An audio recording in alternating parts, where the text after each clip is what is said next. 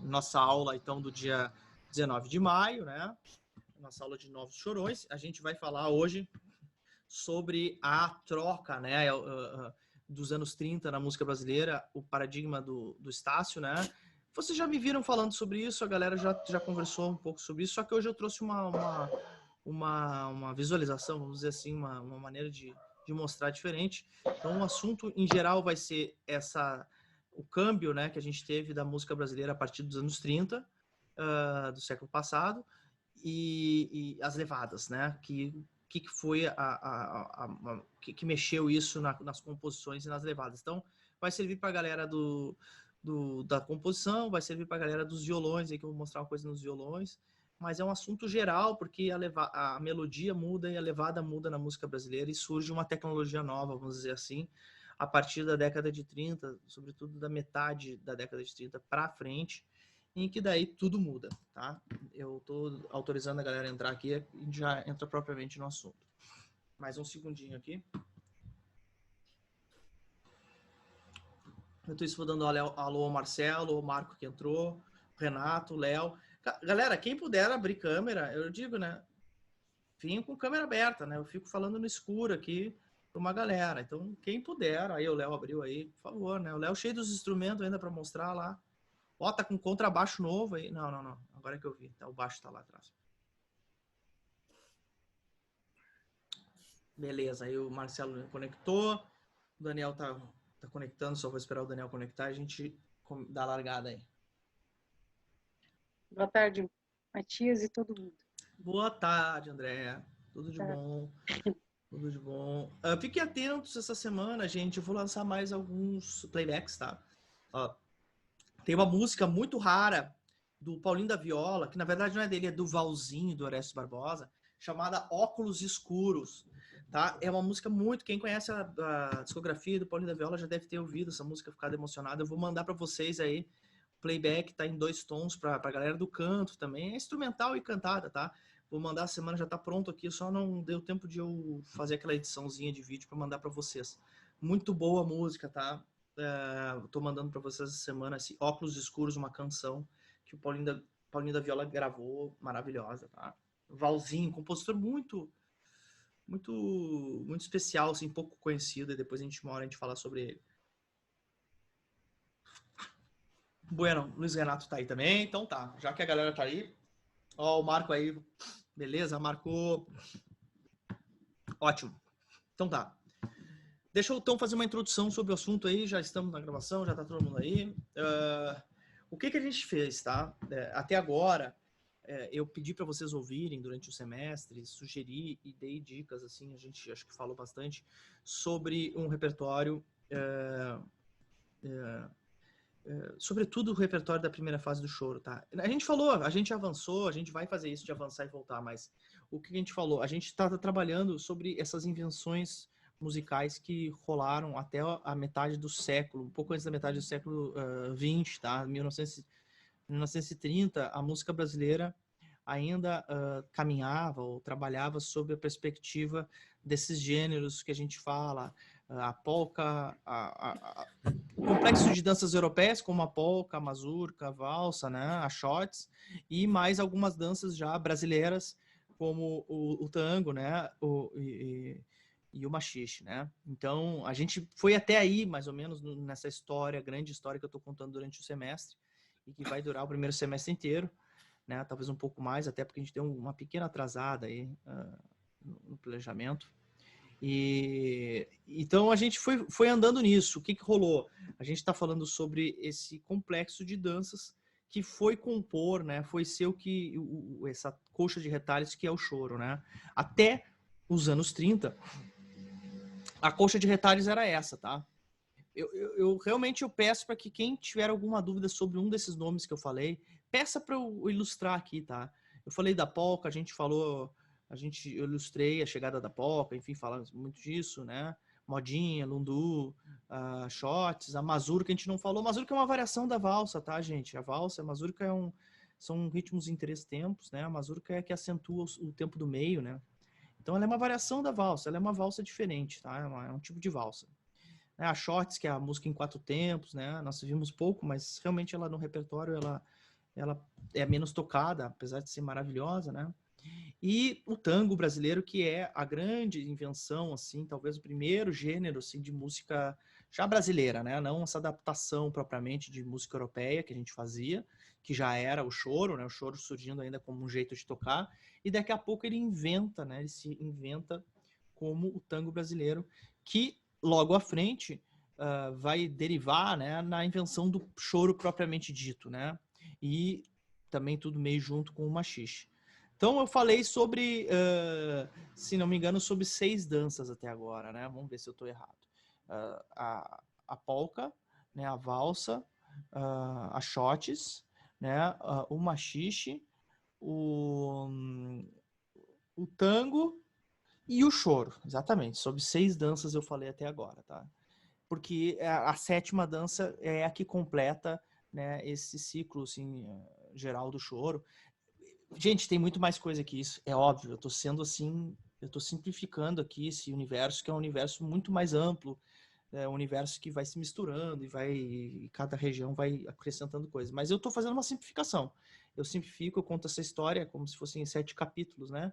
E aqui a gente está no 7º capítulo hoje, começando a falar com esse capítulo que é bem complexo, tá? É o capítulo que, de certa forma, é o que complica ritmicamente a música brasileira. É o que transforma aquele problemão para quem quer tocar música brasileira, né?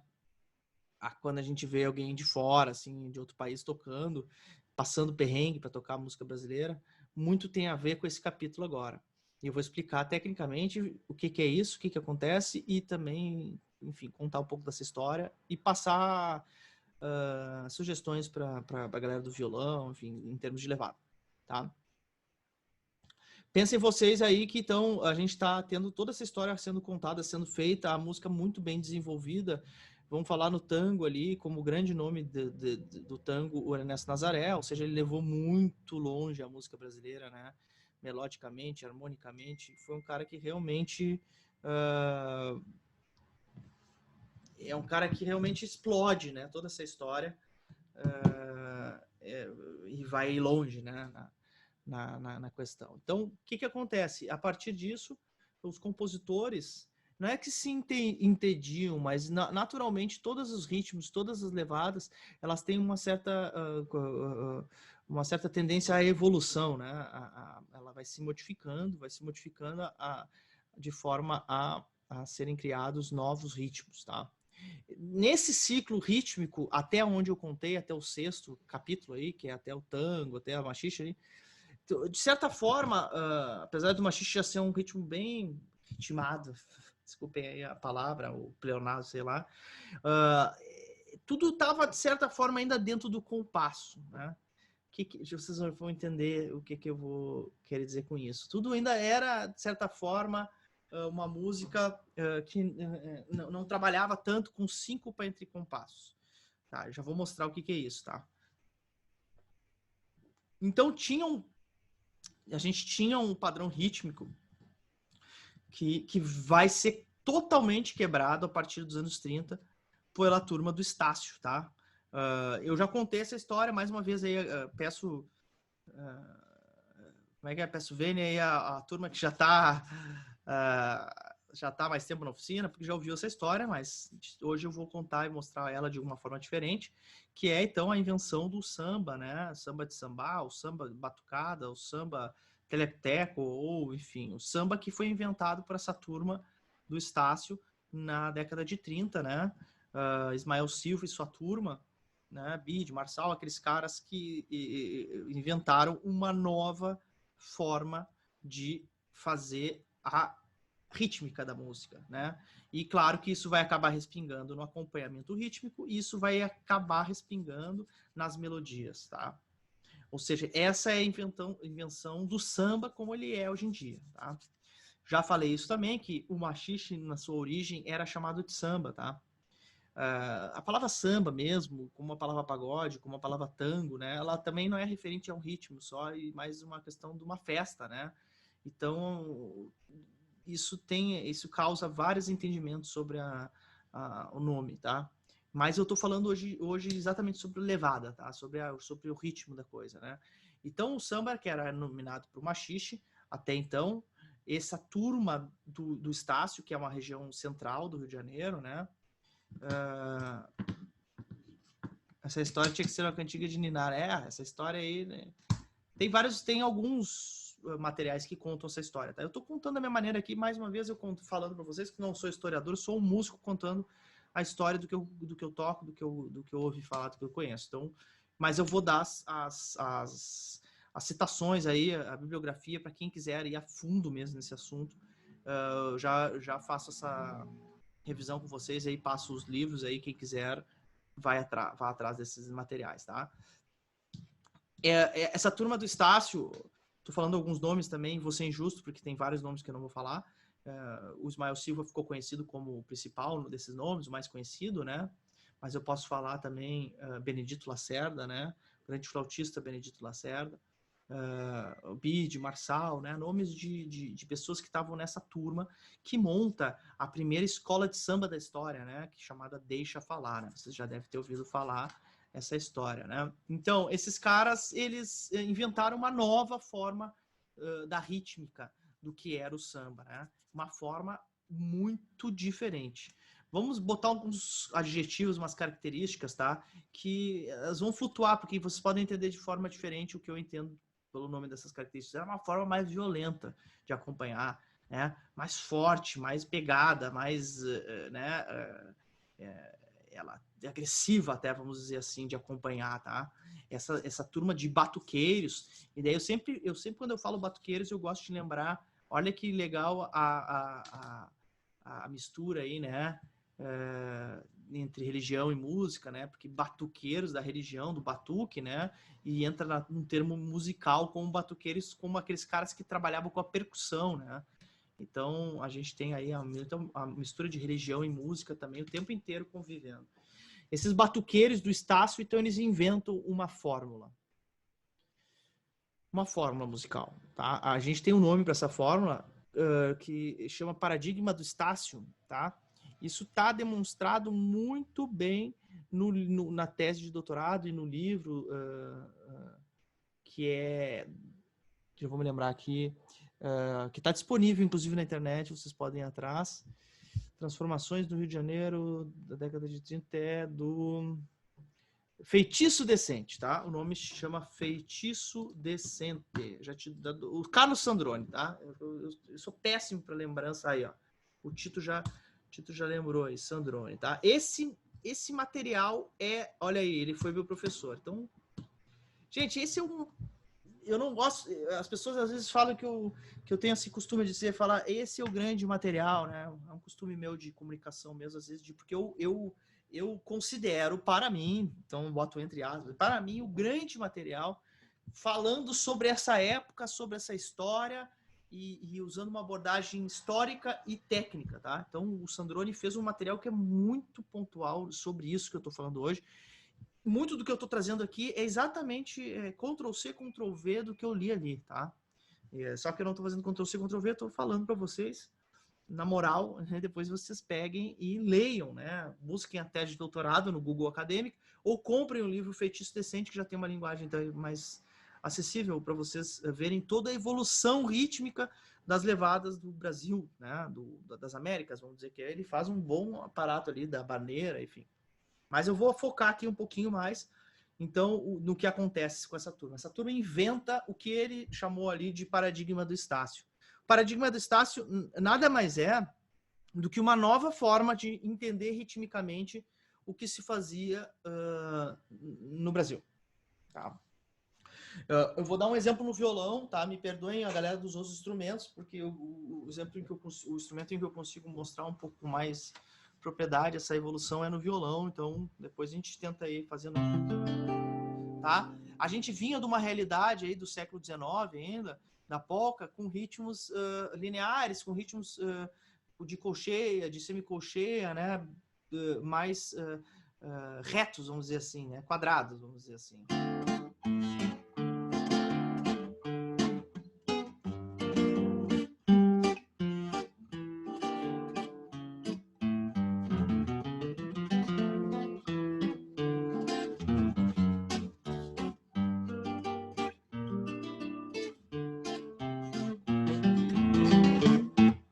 Então, a polca, por exemplo, nessa primeira fase. Na segunda fase, o que a gente vai conhecer como o tango, já que é uma criação, de certa forma, já brasileira, que tem aquela...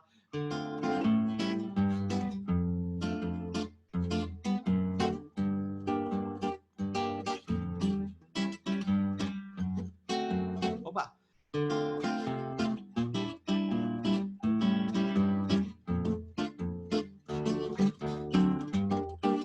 Né? Que já tem o tum da tá, né? Mas o segundo tempo ainda está preso na época da polca, então fica tum da tá, tum tá, tum da tá, tum. Já na evolução completa do choro, a gente já tem isso em loop, né? Esse primeiro tempo em loop.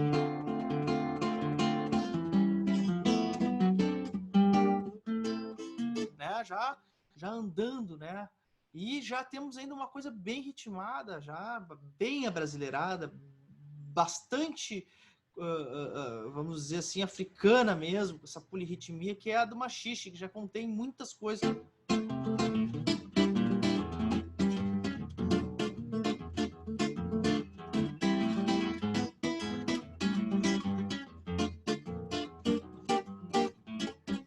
Mas ainda tudo tá dentro, né? Do 1, 2, 1, 2, né? A gente conta os tempos fortes na cabeça, né? Até aí a gente está completamente ainda dentro da regra, vamos dizer assim, dentro da história, né? Dentro do compasso, né? O paradigma de Estácio, ele faz exatamente a quebra disso, tá? E daí complica e muito a rítmica, né? Transforma e, de certa forma, é o que a gente tem hoje como referência de Brasil na rítmica. Tem muito a ver com essa invenção rítmica aí, que vejam vocês, ela acontece a partir dos anos 30 do século passado. Então teve muito tempo e muita invenção que já era linda, maravilhosa, incrível, mas que estava fora desse conceito, tá? Vamos dar uma olhada, quero mostrar para vocês, antes de mostrar sonoramente aqui no violão, tecnicamente, o que os caras inventaram, tá? Tô abrindo aqui, nem um segundinho.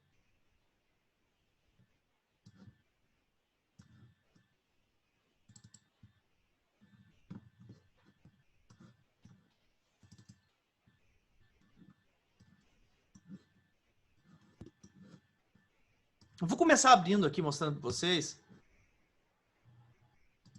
uma levada, um ritmo, né? Na verdade, aqui o que eu estou mostrando é um ritmo, que é um ritmo que tá em 2 compassos aqui, tá? Eu estou colocando em 2 compassos. O que está acontecendo aqui ritmicamente? Alguém consegue me ler aí? Alguém lê para mim aí, tá? Enquanto eu tomo um chimarrão aqui. Eu posso ler, se você quiser. Lê aí. Lê o tá. Vai lá. Tá. Opa, de novo. Primeiro, lê o primeiro compasso só. Vai lá. Tá. Tá, beleza. Então, primeiro compasso, tá, né? Garfinho e colcheia, tá? Eu chamo de garfinho, tá? Pra quem não entendeu, quem é que tava lendo aí? Só pra eu saber o nome, que eu não vi aqui. É o Renato. Tá, Renato. Então, o que eu chamo de garfinho, tá? Vocês já entenderam. Isso aqui eu chamo de garfinho porque vocês vão ver tanto na música brasileira que a gente tem que botar um nome para as coisas, tá? Esse aqui é o garfinho, o famoso garfinho, tá? Esse é o semicolcheia, colcheia, semicolcheia, que é o tá, né? Então, a gente chama de garfinho, popularmente, tá? E aqui um grupo de colcheia, ok? Tranquilo, sem muita dificuldade, tá lido, né? Então, tá, ok? Isso aqui é exatamente a rítmica que a gente aponta lá quando vai olhar o tango e até o lundu. O lundu também utiliza essa rítmica muito, assim, se for reduzir a um ritmo escrito, ambos usam essa rítmica tá, né? Ambos têm essa rítmica aqui na sua constituição, vamos dizer assim, tá? Se a gente colocar em loop isso aqui, a gente vai tocar um tango, né? Ou um lundu, né? Também que tem muito a ver com essa rítmica. Então,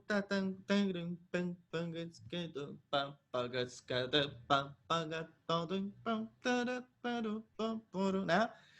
Relax. Alguém não entendeu a rítmica, tem que levantar a mão, gente, senão não vai dar para ir adiante.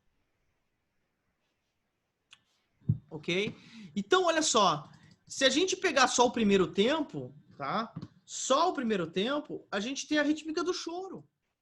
Aqui tá o choro. Se colocar isso aqui em loop, sempre fica...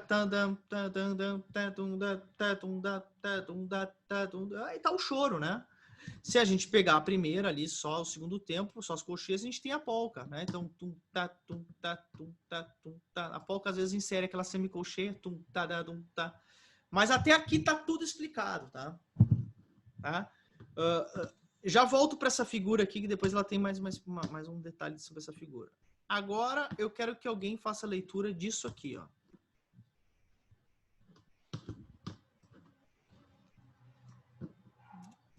Pode abrir o microfone e fazer. Tá. Perfeito, Vera. Lê 2 vezes, tá, para mim. Ok. Tá.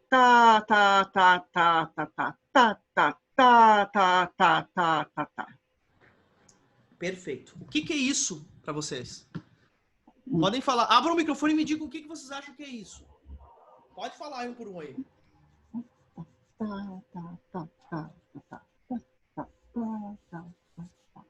Podem falar o que vier na cabeça. O que é esse ritmo? Acho que é samba. Tá, beleza. Tamborim. Mas... Tamborim, samba, o que mais? Quem mais quem alguém falou que eu não ouvi? Não, eu concordo que também lembra muito o tamborim do samba. Beleza, tá. Então tá, era o que eu queria ouvir, exatamente. Um era a definição de samba e outra do instrumento tamborim, tá? Agora já vou chegando com algumas novidades. O tamborim foi um instrumento inventado pelo Bede exatamente nessa época, tá? Em que essa rítmica foi inventada. E ele foi inventado, não foi à toa, é para ele exatamente reforçar e para demonstrar, né, ser o instrumento símbolo dessa nova tipo de marcação, tá? Então, o tamborim ele vai ser inventado nessa época, da década de 30, ali pelo Bede, para isso, né? Que também ele inventa o surdo, né? Que o surdo já tem uma outra função, né? Que a função do surdo é uma função de marcação, né?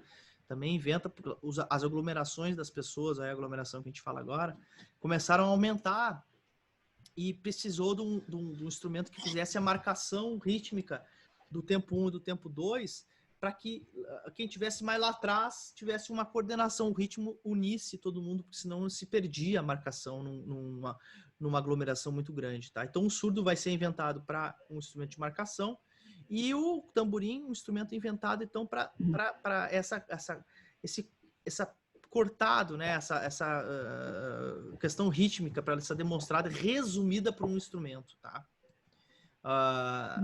O Bede inventa isso, né? Isso está documentado e tal, também lá no material do Sandrone e tal, em outros materiais, tem depoimentos também, vários depoimentos sobre essa invenção. Quer falar, Dilson? Chamou? Ah, não, tá, pensei que tu queria falar. Então, nessa época surge exatamente esse e tem variações, tá? Não é apenas essa, né? Pode ser também ou pode ser tem variação, tá? O que importa, o que não tem variação e o que é fundamental para que vocês entendam agora, vendo o ritmo, tá? É isso aqui, ó.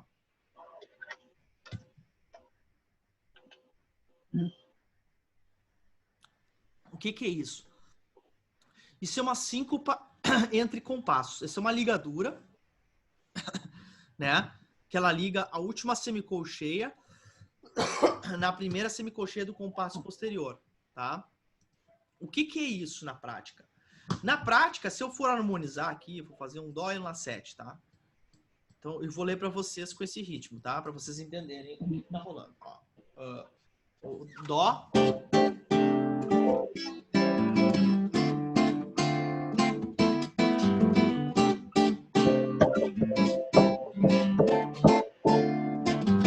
O que está acontecendo nessa minha cifra? Alguém me dá uma dica aí do que está acontecendo? Qual é a situação que está acontecendo com a cifra? O que está acontecendo aqui? O que está rolando que está diferente do que está cifrado? Vamos ver se alguém mata essa charada aí.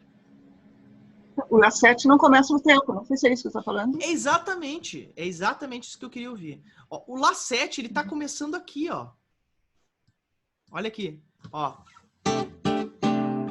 Ó, 1, 2, 1, 2, 1, 2, 1, 2, 1, 2, 1, 2, 1.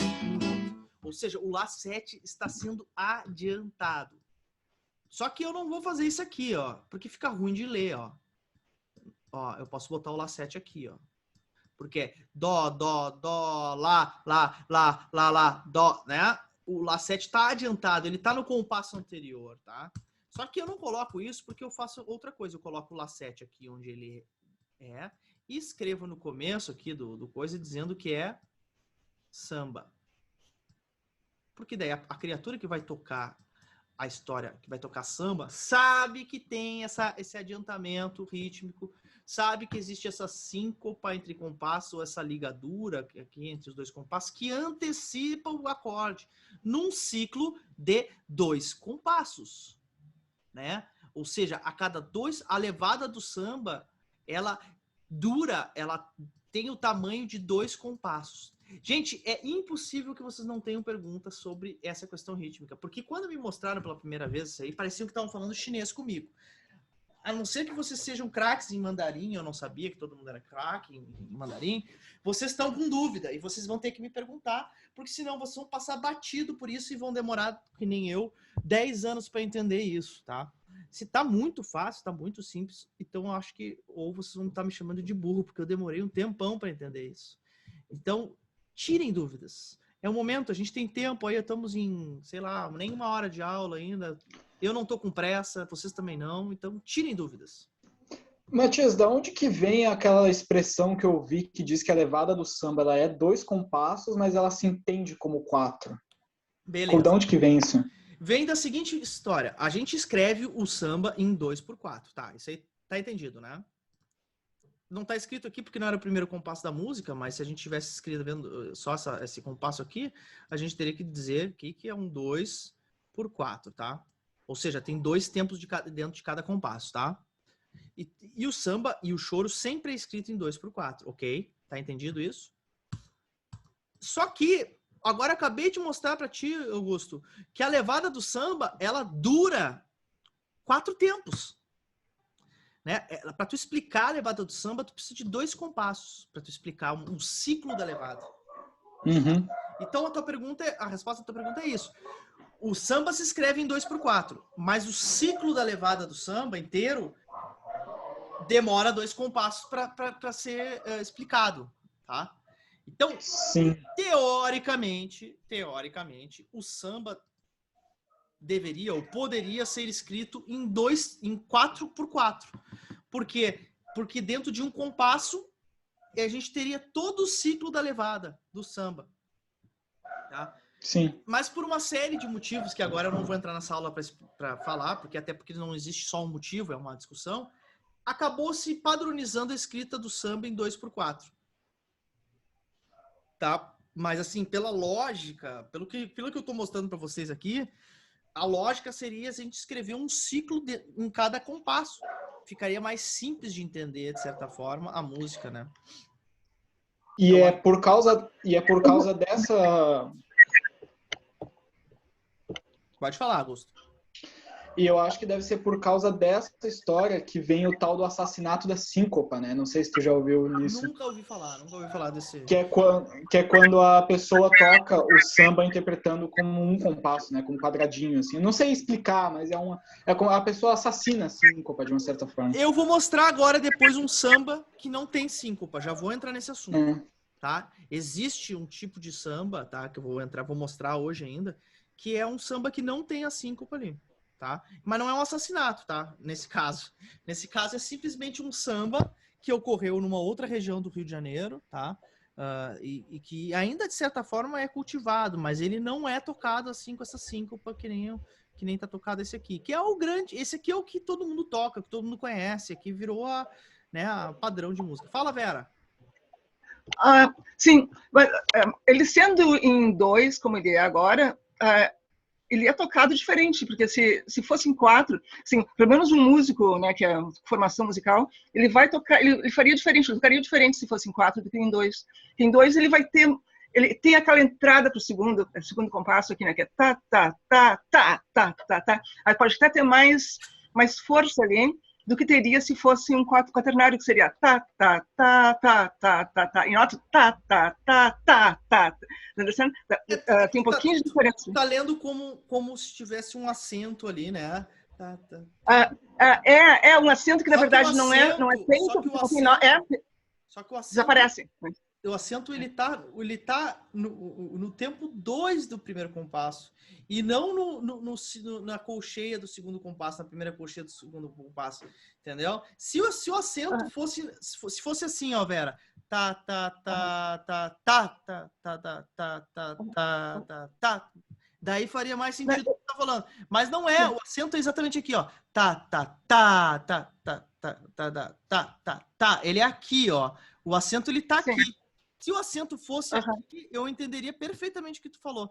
Mas o acento é na cabeça do tempo 2. Então, assim... Mas se tiver...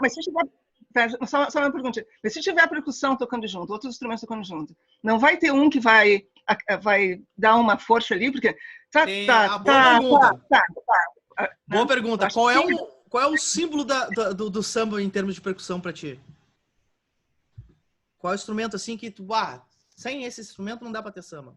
Eu sou tão desconhecedora. Alguém fala aí, gente. Eu vou ter uma outra que sabe melhor.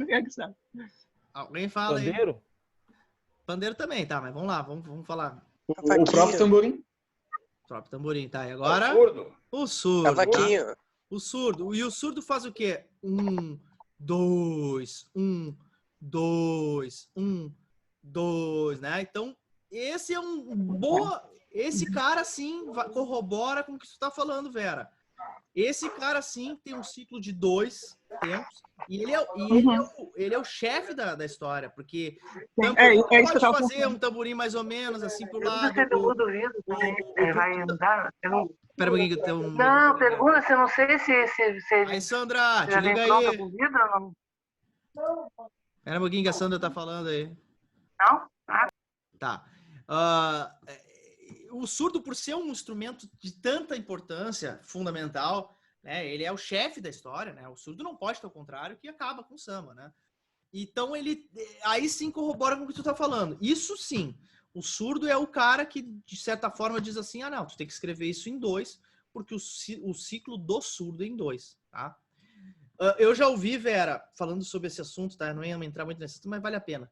Eu já ouvi falarem que o motivo por se escrever em 2 mesmo eram os copistas, que ganhavam por compasso.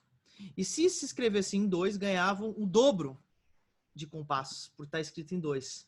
Sério, isso aí é uma teoria do Roberto Inhatali, não é um chute do Matias, não é uma fala.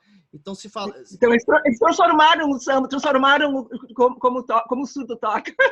Não, eles transformaram a escrita para ganhar em dobro, né? Mas eu entendo, mas aí o surdo também acabou seguindo, né? Pode ser. Fala, Léo. Posso dar uma colaborada aí, Matias? Por favor, deve. No livro Um Homem Amoroso, o Antônio Carlos Assis Brasil, ele fala isso dos copistas da orquestra. Que eles inventavam, por exemplo, Beethoven, eles botaram pausa, ponto, uma série de ornamentos onde não existia. Para deixar ganhar uma grana. E faz sentido, porque pense que nessa época rolavam essas coisas, era tudo analógico, né, gente? A gente tá no mundo digital que parece ridículo essa teoria, mas ela faz sentido. Imagina tu ganhar R$10 para escrever um negócio e daqui a pouco tu ganha 20, porque tu ganhava por compasso, e talvez não ganhasse por tempo, e sim por compasso, sei lá, tá? Mas as teorias são muitas. A questão é a seguinte: se optou por escrever em 2, isso é o que importa, tá? Tem vários motivos, tá? Só que vocês têm que entender, e aí as minhas perguntas que eu estava querendo eram em cima da rítmica. Vocês entenderam que a rítmica dura 4 tempos, tá? Isso não muda. O primeiro tempo, esse grupo de colcheia, esse segundo tempo com colcheia pontuada e semicolcheia, o garfinho e a semicolcheia com colcheia. Esses são os 4 tempos do samba, tá? Isso não se muda, tá? E a grande parada e o que chama muita atenção e é o que traz dificuldades para a gente ler, para escrever, é essa rítmica de síncopa entre compassos, porque daí quebra quem tá tocando, né? Tac, tac, tac, tac, tac, tac, tac, tac, virou. Esse aí é o, né, o creme da história, né? Essa aí é o que transforma a rítmica. E pensa em vocês que isso não acontece só no tamborim, tac, tac, tac, tac, tac, tac. Isso começa, o violão se apropria, os melodistas se apropriam dessa rítmica para escrever melodias que tenham essa característica, né? E aí tudo mais, os arranjos se adaptam a isso, né?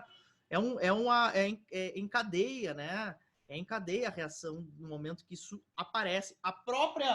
O próprio acompanhamento, né? Vou dar o exemplo do Noel Rosa, né? Que é um cara que viveu praticamente só dentro da rítmica anterior, né? Então, por exemplo, o mundo me condena e ninguém tem pena, falando sempre mal.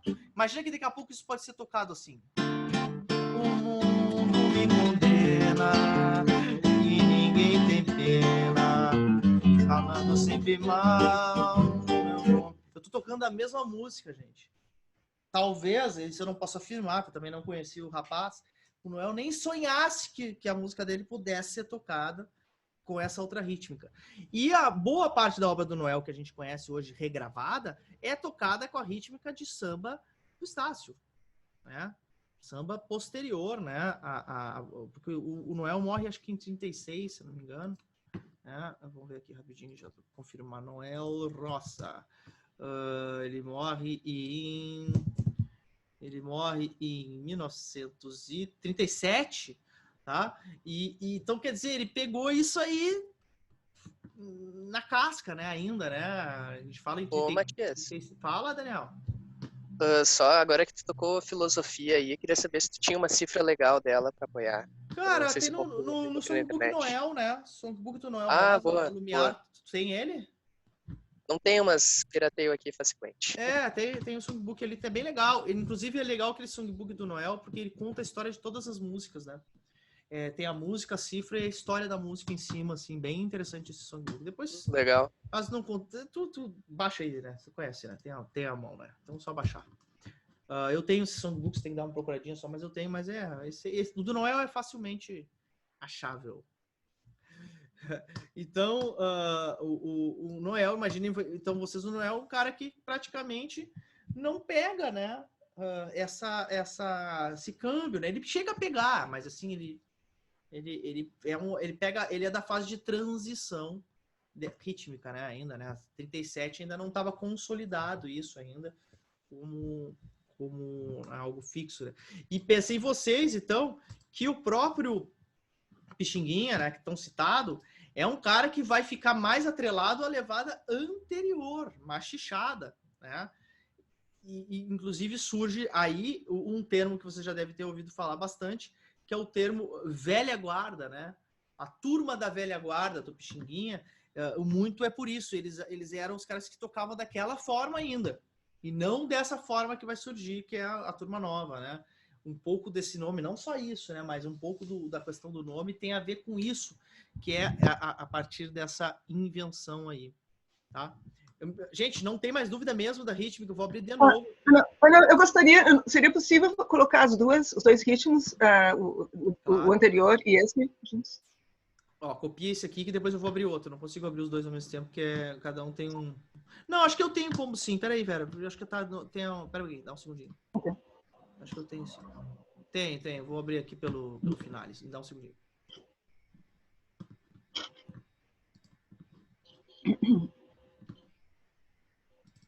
Tá, vamos lá. Tá, o primeiro tá ali em cima, né? E o segundo tá ali. Isso aqui, o segundo, tá? O segundo que eu fiz é o seguinte. Aqui é o tango, tá? Esse aqui é o ritmo de tango, tá? Esse ritmo aqui é o tango, ou pode ser o lundu, né? O primeiro tempo é o choro, né? O segundo tempo é só a polca, tá? Agora, eu fiz esse ritmo aqui porque esse aqui é uma levada de samba. Alguém sabe que levada é essa aqui? Pode falar aí, gente. Essa levada aqui, ó. Pode cantar ela aí rapidinho aí. tum tá tá tum tá tum tá tum tá tá tum tá tá tum tá tum tá Partido tum, alto? tá, tá, tum, tá. Não, o partido é o partido é mais assim, tá tum tum tum tá tum tum tá tum tum. O partido é alto, é diferente. Alguém tinha falado junto? Ninguém arrisca? Alô, Christian. Christian já sabe isso aí. Não arrisca? Claro que não arrisco, não. Tá, então vamos lá. Vejam vocês que o primeiro tempo é o tango, tá? Estão vendo o primeiro tum, da, tum, tum, tango, né? Isso tá claro? Tá relax? Tá? O segundo tempo, vocês vejam que ele tá espelhado aí. Ó, esse ritmo, ele tem um espelho aqui, ó. Esse aqui e esse aqui é o contrário primeiro. Notaram isso? Tá? Tem um personagem da Portela chamado Seu Lonato do Pandeiro, tá? Lonato, tá? O Lonato, ele era um sambista que ele imortalizou uma rítmica que virou o símbolo da Portela, que é algo como tum té té tum té tum té tum té té tum té té tum té tum. Em vez de tocar aquele pandeiro, deixa eu pegar o pandeiro aqui, me deem um segundinho que eu vou um segundinho só para buscar o pandeiro.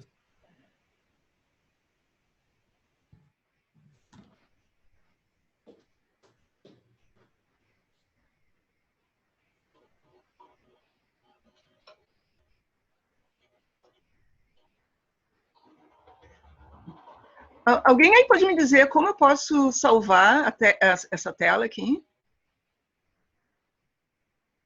Vai ficar gravado. Ah, não, eu sei, mas eu tenho que entrar no vídeo, ver até aqui. Eu queria só salvar essa partezinha. Pode fazer o seguinte, aperta o print screen, aí depois abre o Paint e cola. Sim, mas eu aperto o print screen sozinho ou com alguma outra coisa? Só o print screen sozinho. Aí, então, depois você abre o Paint, aí cola no Paint e salva em JPEG, PNG. Ok. Sabe? Dependendo do modelo Obrigada. do Windows, se tu apertar o botão do Windows, que é aquele da janelinha, com o print screen, ele já salva automaticamente numa pasta. Eu tentei, mas eu não... sim, não, acho que fiz errado. Ah, tá, não, obrigada. Ótimo. Beleza, ó. Vai dar certo. Ó, Seu Lonato, gente, eu não sou pandeirista, tô mostrando aqui, né, por favor, né, então...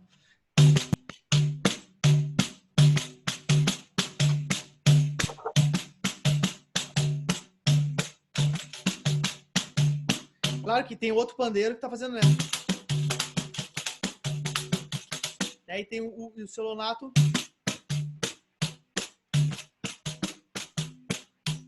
Tá? Isso aqui caracterizou e caracteriza ainda o samba tradicional da Portela, tá? Quem é o personagem que vocês vão dizer assim, compositor, o maior nome da Portela, assim, que a gente conhece assim no dia a dia nosso hoje em dia, que vocês podem dizer? Monarca. Paulinho da Viola. Os caras falaram certo, o Monarca ainda, mas o cara que eu tava querendo falar, realmente, o Monarca é o principal, mas o Paulinho é o cara assim bem popular, né, vamos dizer assim. E ele acompanha dessa forma também.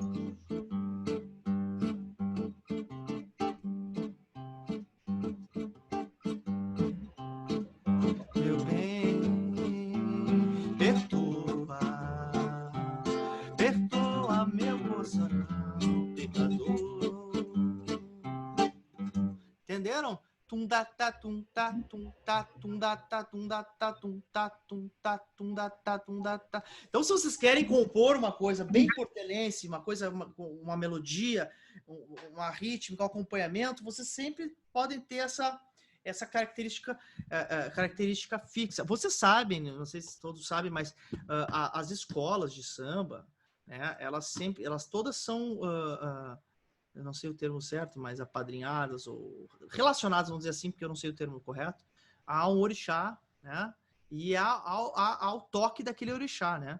Então, todas as escolas têm uma relação com o orixá e o toque daquele orixá. Então, certas rítmicas, né? Principalmente antigamente, hoje isso acabou se perdendo muito, se misturando e virando uma massa geral, assim. Mas as escolas todas tinham um toque próprio de cada escola, né? Os mestres de bateria tinha um norte. Você já deve ter ouvido falar do surdo 1 da Portela, né? Que é da Mangueira, né? Que é aquele surdo que fica não tem resposta, né? Que é uma característica da Mangueira. E cada escola tem suas características. A da Portela, essa característica é fundamental, né? Que é o tum ta ta tum ta tum ta tum da ta tum da. E é um acompanhamento, um jeito de acompanhar samba, sem síncopa. Porque vocês viram aí que eu estava falando antes, que me perguntaram, esse é um jeito de acompanhar sem síncopa. Ele fica dessa forma aí, ó. A Vera pediu para mostrar para vocês aí a tela, ó. Ele fica. Mas isso seria a velha guarda? Mas virou. Como é que eu posso dizer? Isso é o símbolo da escola, né? É difícil de tu ver alguém acompanhando assim hoje em dia. Se vocês me virem em roda de samba acompanhando, vocês vão me ver acompanhando assim quando for um repertório da Portela, quando for o Paulinho da Viola, vocês vão me ver tocando isso. Causa até estranhamento, às vezes, em quem tá vendo, porque tá esperando aquele negócio tac, que eu digo que é mais violento, que é mais agressivo, né? Esse tipo de samba aqui, ele é um samba mais colocado, ele é mais assim, vamos dizer, um futebol arte da coisa, né? A rítmica, os detalhes, a ginga da rítmica tá em outros elementos que não só, né, na pancadaria, vamos dizer assim, né? Mas ele é o símbolo da levada da rítmica portelense, tá em cima dessa divisão aí que vocês viram agora.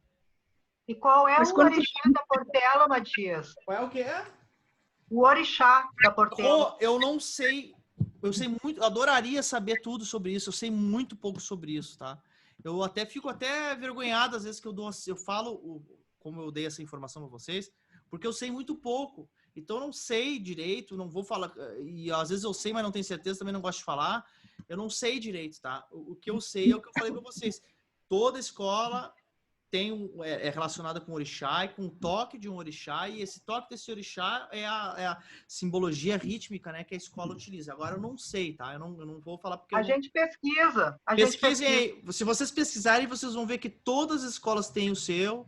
O toque de caixa, por exemplo, da escola, a caixa da escola é própria de cada uma das escolas. Então é muito bonito essa cultura, assim, é incrível, né? Aliás, o carnaval é a maior festa do mundo, né?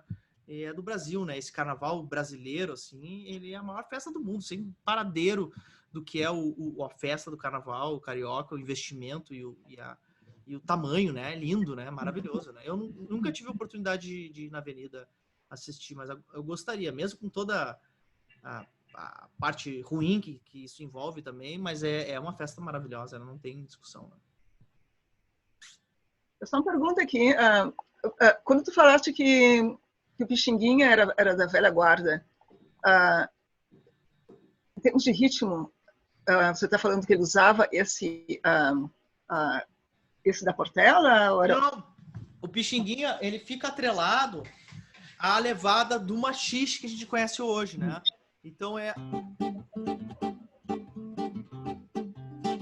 Vou tentar mostrar para vocês a diferença, tá?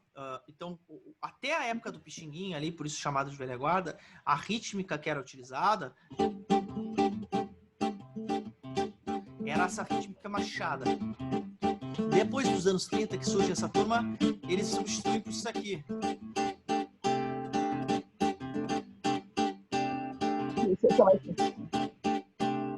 Se a gente quiser continuar nessa evolução e falar um pouco mais, a gente vai ainda ter nos anos 60 outra mexida nessa rítmica que se chama bossa nova, que é uma que utiliza já uma...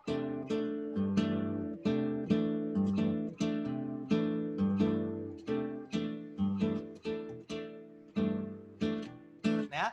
Que já é uma outra derivação, uma variação também desse ritmo de samba, né, que tentaram nos anos 30 aí. Podemos dizer sem preocupação de ferir a quem gosta, que ele é simplificado, né? O simples para mim é um elogio dentro da música, né? Mas tem gente que entende como uma ofensa. Para mim é um elogio. Então é um samba simplificado, assim, a levada do samba de certa forma simplificada, a bossa nova, né? E é uma evolução que surge ali perto dos anos 60, 50, final dos anos 50, começo dos anos 60, né? João Gilberto, né? Tom Jobim, Vinícius de Moraes, toda aquela turma ali que inventa uma turma, e que é uma música que se apropriou muito harmonicamente, ela teve uma diferença harmônica que se aproxima muito do jazz, né? Ela começa a utilizar coisas que o jazz utilizava muito, e isso foi muito bom para a música brasileira, porque ela exportou, virou uma música de exportação muito forte, né? A música brasileira foi muito exportada, né? Eu acho que a gente só teve um momento como esse naquela época da Carmen Miranda, né? Que também teve uma exportação musical grande, e na Bossa Nova foi um grande momento. A gente podia fazer uma aula qualquer hora só sobre isso. Pense que na Bossa Nova, do nada, o maior nome do jazz da época, chamava Frank Sinatra, convida o Tom Jobim para cantar e tocar junto em um disco com ele, né? Então vocês imaginam a importância, né, disso em termos de mercado, assim, né? E a pompa mesmo, né? Do Tom e ter gravado um disco com o Frank Sinatra tocando violão, gente, cantando, né? Imagina que coisa incrível, né? Então, mas aí já é uma parte dos anos 60 que como eu fiz a evolução rítmica das levadas para vocês, essa aí já fica, né, a parte dos anos 60 aí que de certa forma é outra época, né? Outra parte dessa história complexa aí. Mais dúvidas? Alguma dúvida rítmica? Vamos lá. Matias? É só um pedido. Tá, tudo bem. Só queria fazer um pedido, pode ser? Tá. Vai. Tá, legal. Obrigada. Gostaria de fazer uma aula sobre, ou pelo menos parte de uma aula sobre a Carmen Miranda? Olha, eu trouxe coisas da Carmen Miranda, a gente até trouxe repertórios dela, né? E é legal e é legal a coisa da Carmen Miranda, a parte americana dela também, né? A história nos Estados Unidos. É muito amada. É muito, né? Tu viveu bastante. Ainda hoje, jovens hoje ainda adoram ela. É que ela é, né? Ela é uma personagem muito fora, né, do tempo, assim, muito incrível, né? E a Aurora também, né? A irmã dela também, cantora importantíssima, né? Os músicos que foram para os Estados Unidos aí criaram uma... A gente pode sim vir a escolher uma música aí do repertório dela e tratar um pouco, falar um pouco sobre ela, com certeza, para frente. Ela detém, assim, eu gosto de brincar, vocês vão rir da minha cara agora, com certeza, que ela era a Ivete Sangalo do tempo dela, né? Ela ia muito, muito fora só do samba, do choro, assim, era uma personagem, né, conhecidíssima, assim, a grande artista, a chefe da, assim, né? Talvez até, eu fiz uma comparação até pequena, a Ivete Sangalo comparada a ela, mas assim, eu quis dar um exemplo de uma artista bem super reconhecida, assim, né? Só que ela teve um reconhecimento internacional, acho que bem, para a época, muito grande, do cinema também. Acho que muito forte. Bem interessante. Alguém mais com dúvidas rítmicas? Eu queria fazer uma pergunta, mas é um pouquinho, assim, de curiosidade, não tem muito a ver com o que... Tem a ver, mas é mais curiosidade. Queria saber se, por acaso, esse samba que era feito na Bahia, esses vários tipos de samba que tem na Bahia, né, se eles tiveram alguma influência sobre esse período aí do samba no Rio de Janeiro. Tua pergunta foi a melhor do dia aí. Vamos remontar. Assim, é uma pergunta muito complexa, tá? Na verdade, é uma pergunta que existem dezenas de músicas perguntando isso, tá? Tem muitas. Se o samba veio da Bahia, se o samba veio do Rio de Janeiro. Então é uma dúvida, é uma pergunta que, na verdade, ela não tem uma resposta. A gente pode. A gente tem hipóteses sobre ela, né? A certeza, tá? Uma certeza é que a cultura do Brasil, a cultura das cidades, né? Ela vai começar primeiro em Salvador, né? Essa aglomeração de gente lá em Salvador, historicamente, né? Começa por lá a coisa, né? E depois desce, né? Então, isso já é um fator. A outro fator é que o samba de roda da Bahia e toda essa cultura baiana é a matriz dessa cultura do Rio de Janeiro, porque eu falei para vocês que isso vai acontecer muito toda essa cultura vai ser desenvolvida dentro das casas dessas tias baianas, né? A casa da tia Ciata, né? Que se conhece, você já deve ter ouvido falar. Então essas tias baianas, elas tinham em suas casas, isso é a história bem conhecida, né? É onde o local onde toda essa cultura nasceu e aconteceu, né? Muito em volta da culinária, que é uma arte que eu adoro também. E a culinária estava sempre atrelada à questão musical e à religião, né? É a beleza, volto mais uma vez a minha assim, a admiração à cultura religiosa, do complexo religioso africano, né? Esses terreiros, essas casas dessas tias baianas que envolviam o candomblé e as outras religiões, e ali acontecia a boia, né? Comida, né? Comida baiana, comida africana, acontecia a música atrelada à religião, tudo nesses lugares. Aí tem aquela cena que vocês devem já ter ouvido falar, que o chorinho, né? O choro acontecia na sala, né? O samba ali no quintal, e no fundo do quintal era o candomblé, ou a religião, né? Os batuques. Então, quer dizer, essa cena de 3 ambientes que envolviam música, cultura pura, né? E essa galera que estava trazendo, galera, olha o termo, trazendo essa cultura, né? Uma turma que estava vindo do Brasil, né? Infelizmente em circunstâncias horríveis, mas que com ela estava trazendo muita cultura. Eu vou viajar um pouquinho aqui, só peço licença para vocês pensarem ou refletirem sobre um aspecto bem contemporâneo, tá? Aqui no Rio Grande do Sul já aconteceu diversas situações de preconceitos e de até crimes contra a galera que está trabalhando, vocês devem ver nas ruas, aí não sei se nos outros estados tem tanto. Aqui a galera de Gana, a galera do país países africanos que Do Haiti. O Haiti, vocês devem estar vendo, tem uma galera trabalhando na rua, né? São vendedores, né? E eu só vejo propaganda no jornal, só vejo coisas do jornal falando sobre aspectos tristes, né? Sobre a dificuldade que eles passam, preconceitos que eles passam, tudo. Agora, eu nunca vi, e me perdoem, pode ser falha minha, eu nunca vi uma matéria cultural sobre essa galera. Vocês imaginam o que essa galera tá trazendo de dança, de música? Geralmente são poliglotos, falam 3, 4 línguas, então né? A roupa, né? As cores que essa galera traz. Então, geralmente o tópico que está se falando no jornal aqui, pelo menos no Rio Grande do Sul, estou falando do que eu leio, 0 Hora, Correio do Povo, felizmente ou infelizmente eu leio, e só se foca nesse assunto, né? na parte, vamos dizer, dificultosa da história. Mas pense num lado maravilhoso que é o que essa turma está trazendo para o Rio Grande do Sul hoje em dia de cultura. Eu tive a sorte de conhecer alguns nigerianos, galera do Haiti, né? Músicos aí que eu conheci. Extraordinários, galera de muito nível cultural, assim, extraordinário, só posso falar essa palavra, tá? Eu conheci o Akin esses tempos. O Akin, pô, ele nem se fala, esse cara aí é um músico, um maestro que mora aqui, né, nigeriano, e outros músicos, tá? Esse a gente conhece, e outras pessoas, às vezes, que não são músicos, mas a música eles são a música, naturalmente, a cultura já tá neles. Então, é só um ponto de reflexão que eu gosto sempre de colocar nas minhas aulas aí, né? Sobre essa turma. Quando vocês visualizarem eles, porque geralmente o que tem de trabalho, às vezes o que tem de trabalho é o trabalho que eles estão fazendo na rua, apesar de que são muito competentes, eu já vejo trabalhando em outros ambientes, né? Ainda bem, né? Mas pense no ponto positivo e um ponto maravilhoso que é de cultura que eles estão trazendo para o Brasil. O Brasil foi feito por isso. Fala, Léo!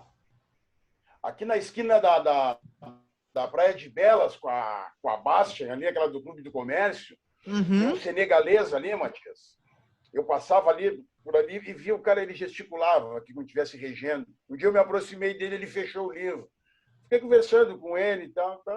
Um dia, 2, o cara estava estudando solfejo, ele é saxofonista. Nossa, cara! Fica ali sentadinho, vendendo óculos, os bagulhos e pá, solfejando. Gente finíssima, o cara. Fala francês, inglês, pois criolê. Pois é, cara. E manja do saxofone. E as histórias são as melhores. Eu conheci um parceiro, agora eu não consegui decorar o nome, porque nesse sentido, os nomes são difíceis, né? É um idioma que a gente não, às vezes a gente não consegue decorar. Eu não consegui decorar o nome dele, mas ele é ali na João Pessoa, quase com a República, ou seja, quase ali no Van Gogh. Tem uma loja, até para quem gosta aí, de roupas africanas, tecidos e roupas africanas. A minha esposa ficou louca, né? Ela queria comprar tudo. Lindo, lindo. Ele traz tecidos da Costa do Marfim, só de roupa africana. Lindo, lindo, lindo. Né? Desculpem é porque são reflexões aí que tem tudo a ver com a música brasileira. A música brasileira foi montada assim, tá? E a pergunta, voltando lá atrás a pergunta da Andréia, sim, a Bahia é a matriz disso aí. Né? E a história tá bem contada. Da onde que vem essa Bahia que tu tá falando, André? São essas tias aí, baianas, que tinham esse espaço onde a cultura foi montada, né? Foi no tabuleiro delas que foi montada essa cultura que a gente, hoje em dia, se orgulha, né? De ter esse patrimônio, que é um patrimônio. Esse, graças a Deus, graças aos homens aqui, a esses homens que lutaram, ninguém consegue tirar de nós esse patrimônio, né? Que é esse patrimônio cultural que ninguém rouba, né? Pode roubar qualquer outra coisa, mas a cultura, esse patrimônio cultural não tem como roubar. Então, esse patrimônio foi montado nesses espaços, né? Isso tem vários filmes, vários lugares mostrando como eram essas cenas, né? A casa da Tia Ciata, que ficou muito conhecida e realmente era muito bem frequentada, o próprio Pixinguinha era um frequentador, né? Da casa da Tia Ciata, João da Baiana e outros tantos, que eram esse local onde rolava a comida, a religião e a música, né? E a música, então, sem dúvida, a Bahia entrou no samba carioca nesses espaços. E sim, o samba é a música feita nesse espaço. Quando a gente fala que o samba é carioca, é que o Rio de Janeiro era a capital do Brasil. Não é um bairrismo apenas dos cariocas, que com certeza são também bairristas, né, como o gaúcho, mas não era só, eles foram capital, não adianta, até 59, né, até sei lá, na virada, acho que Brasília é 60, né, então, até 59 era tudo ali tinha tudo, gente do mundo inteiro, gente do Brasil inteiro, então realmente, quando dizem que o choro é carioca, é porque, claro, ali é onde tinha mais coisas, mas não quer dizer que no Rio Grande do Sul não tinha gente fazendo samba com supapo, tinha também, era um samba diferente, né? Não tinha um compositor chamado Túlio Piva, lá do Santiago do Boqueirão, que fazia samba, da moda dele. Não tinha um compositor, Lupicínio Rodrigues, que compunha samba também. Só que, claro, que a central, né, sempre foi, e provavelmente sempre será, ali nessa região que é o núcleo do Brasil, que é o Rio de Janeiro. Tá, André? Então, acho que fala um pouquinho. Essa história foi contada e tem o Dorival Caymmi, em quantas músicas já falou, né? Sobre o samba vindo o Caetano Veloso, né? O samba vindo da Bahia, ou o samba é carioca, ou é da Bahia. Muitas músicas que falam sobre isso, né? E muitos livros que contam isso. O que dá para saber é que assim, o samba de roda, né? Que a gente conhece, o samba de roda da Bahia, é um tipo de samba bem marcante, assim. Ele é bem específico. E a gente pode ouvir, e tem compositores contemporâneos. Como é o nome dele agora, que eu adoro aquele cara? Puta, o baiano, que é parceiro do Paulo César Pinheiro, até. Daqui a pouco vai vir na minha cabeça. Eu pedi. Quer falar, Daniel? Eu ia falar que, lendo aquele História do Samba, do Lira Neto... Roque Ferreira, tá? Só desculpa. Roque Ferreira, anotem esse nome. Roque Ferreira. Esse cara é, assim, ó, genial, tá? Cantor, compositor da Nazaré, da Bahia, tem 74 anos, tá? Grande músico, grande compositor, tá? Parcerias com muita gente, e é um cara que não se dobra, um cara brabo. Procurem aí, depois vocês falem pra mim. Fala, Daniel, desculpa. Rapidinho, lendo esse livro, além dos terreiros, grande parte daquela primeira geração do samba, do Donga, o João da Baiana, esses caras aí, eram filhas de mulheres que vieram da Bahia para fazer suas casas. Exatamente, Aqui não, né? Aqui não. Exatamente, é a história, ela é indissociável, não é que é uma coisa assim que são filhos, e a religião tava as guias estavam no peito deles, entendeu? Então essa coisa é fixa. Gente, eu acho que por hoje é só, tá? Tá gravado aqui as levadas que eu mostrei, mas ainda bem tô conseguindo acabar o material que eu prometi pro começo do ano e tô demorando um ano para acabar aí, até mais, porque ano passado eu já tinha me pedido. E eu não acabei ainda, que é o material das levadas, tá? E na material das levadas vai ter resumido isso, mas vocês podem pegar aqui nas aulas, né? Eu vou postar, tô postando, acho que faltou uma que eu não postei. E depois eu posto todas as aulas. Tem aí as levadas que eu mostrei, as diferenças entre levadas. Tá? Então me despeço de vocês aí. Uma boa tarde para vocês. Sábado. Matias? Fale. Desculpa, a música dessa semana... Qual vai ser? A gente parou aos pés da Santa Cruz. Essa semana eu vou botar mais uma lá pra gente, tá? Peço Desculpa, até desculpa. É porque eu tô com alguns problemas familiares e tal, eu tô meio ausente. Mas Me dê um segundinho só um segundinho aqui. Segura um pouquinho.